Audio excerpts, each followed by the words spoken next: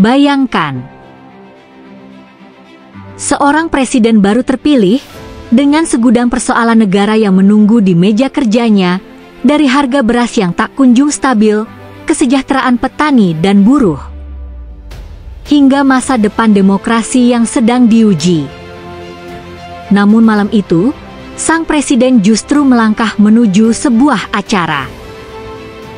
Bukan acara kenegaraan, bukan pertemuan darurat kabinet, melainkan penutupan Kongres Partai Solidaritas Indonesia, PSI.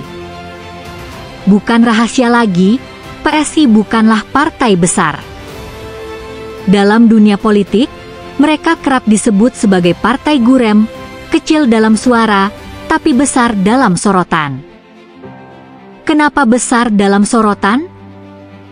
Karena yang kini memimpin partai itu adalah Kaesang Pangarep, anak bungsu dari Presiden Joko Widodo.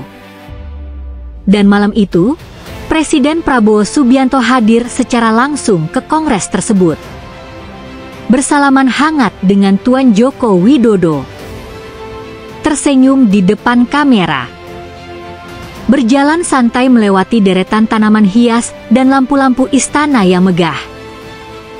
Pertanyaannya, kenapa? Apa istimewanya acara ini hingga seorang presiden rela menyempatkan diri malam hari?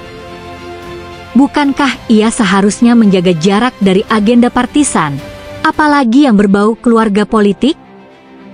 Apakah ini hanya sekadar bentuk penghormatan kepada mantan presiden? Atau ada sinyal-sinyal yang ingin disampaikan? Sinyal kesinambungan kekuasaan? Atau mungkin sinyal bahwa keluarga masih pegang peran penting dalam arah bangsa ke depan? Kita tahu, menjelang Pilkada 2024, nama Kaesang mulai disebut-sebut sebagai calon potensial. Muncul baliho, muncul survei, muncul strategi. Dan kini, seolah diberi panggung istimewa, hadir langsung oleh seorang presiden yang seharusnya netral, berdiri di atas semua partai. Momen ini pun jadi sorotan netizen. Dianggap simbol bahwa politik Indonesia hari ini sedang bergerak. Bukan lagi berbasis ideologi, tapi berbasis keluarga dan kekuasaan. Presiden datang bukan karena kekuatan suara PSI di parlemen, bukan karena agenda politik besar yang ditawarkan partai, tapi karena ada hubungan istimewa yang tidak bisa diabaikan. Lalu, di mana posisi rakyat? Apakah kita hanya penonton dari dinasti yang sedang dibangun pelan-pelan? Apakah ini politik baru? Atau justru pengulangan dari masa lalu dengan gaya lebih modern?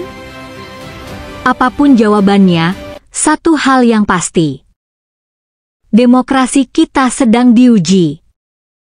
Karena ketika kekuasaan terlalu dekat dengan keluarga, ketika jabatan berpindah dari satu tangan ke tangan yang sama,